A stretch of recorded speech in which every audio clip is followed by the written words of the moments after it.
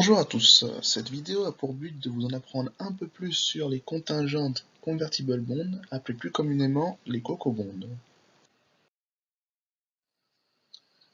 Nous verrons entre autres le fonctionnement de ce produit, son rôle dans la régulation bancaire avec la réforme de Bâle III, sa valorisation et son intérêt pour les différents investisseurs. Les CoCos ont été créés pour répondre aux besoins de capital des banques après la crise de 2008. C'est un marché estimé à plus de 120 milliards de dollars d'ici 2018 et qui a réalisé une ascension fulgurante depuis 2014.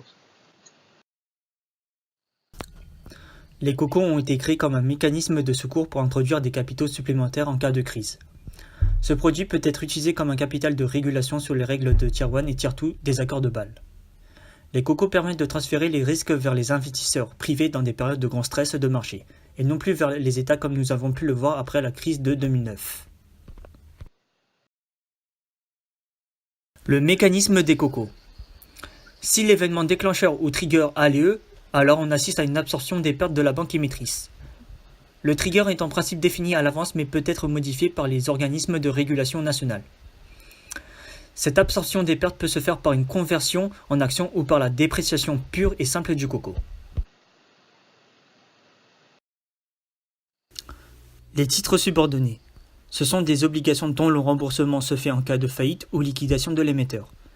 Elle n'est pas prioritaire mais elle est subordonnée à celui des autres créanciers, détenteurs d'obligations de rang supérieur. Dans l'ordre de remboursement en cas de faillite, les titres subordonnés viennent donc en général après les obligations classiques ou seniors, mais sont prioritaires par rapport aux actions ou aux titres participatifs. En ce qui concerne le cycle de vie, on distingue deux parties. Tout d'abord, nous avons le trigger off. Il s'agit d'une demande de remboursement du nominal. Le détenteur conserve le titre jusqu'à maturité avec une renégociation du coupon fixe. Par la suite, nous avons le trigger on. Le détenteur du CoCo subira alors une conversion en action de son CoCo, ou une dépréciation partielle ou totale de son actif. Cette conversion augmentera automatiquement les fonds propres.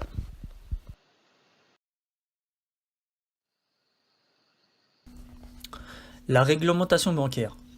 La réforme de Bâle III constitue la réponse du comité de Bâle à la crise financière et vise à renforcer le niveau et la qualité des fonds propres des banques. Les fonds propres d'une banque sont divisés en trois parties. Nous avons tout d'abord le Tier 1. On trouve des actions des titres hybrides à durée indéterminée et qui ne sont pas prioritaires en cas de liquidation. Ce sont les titres de dette les plus risqués. Nous avons par la suite le Tier 2. On trouve des titres possédant une maturité d'échéance supérieure à 5 ans, mais leur coupon est obligatoire. Le Tier 3 concerne les titres subordonnés avec une date d'échéance supérieure à 2 ans, sans clause de remboursement anticipé.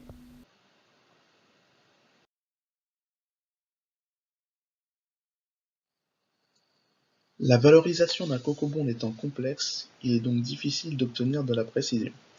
Il existe néanmoins différentes manières d'opérer. La première consiste à étudier la distance au trigger. Le principal inconvénient de cette méthode est qu'elle ne permet d'étudier que 20% du prix. Une seconde approche se fait par la structure de capital de la banque. Elle est d'autant moins précise que le CocoBond devient plus attractif que les produits Tier 1 et Tier 2 de cette entité. Une troisième méthode consiste à évaluer le CocoBond comme étant un CDS. On est alors très exposé aux événements de crédit. Et une dernière approche consiste à étudier les ratings. La question la plus souvent posée par les investisseurs est pourquoi ne pas posséder directement l'action. Le fait de se tourner vers des outils hybrides comme les CocoBonds permet d'avoir les mêmes avantages qu'avec des obligations, mais avec un rendement plus important. Le détenteur ne possédera que des actions en période de stress de la banque. La recovery value reste, elle, incertaine. Rendement à attendre pour les CocoBonds.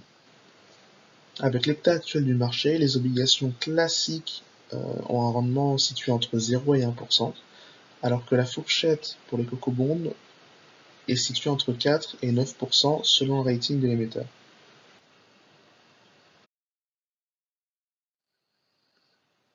Prenons l'exemple des CocoBonds émis par la Banque de Suède.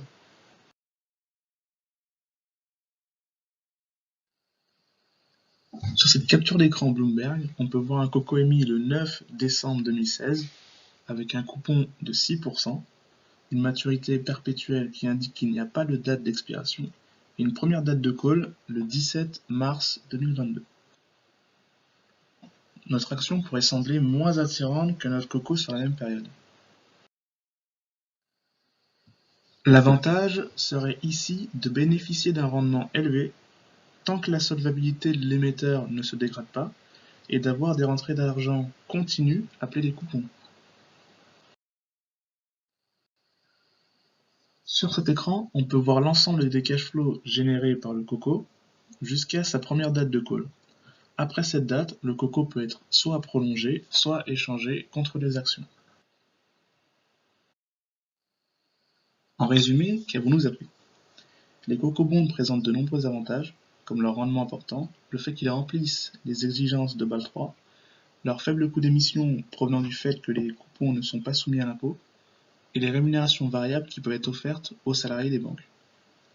Mais les inconvénients demeurent, comme la complexité de l'instrument qui rend difficile le pricing et le niveau de risque élevé étant donné que ce sont les instruments qui vont être appelés en premier pour soutenir les besoins en capitaux.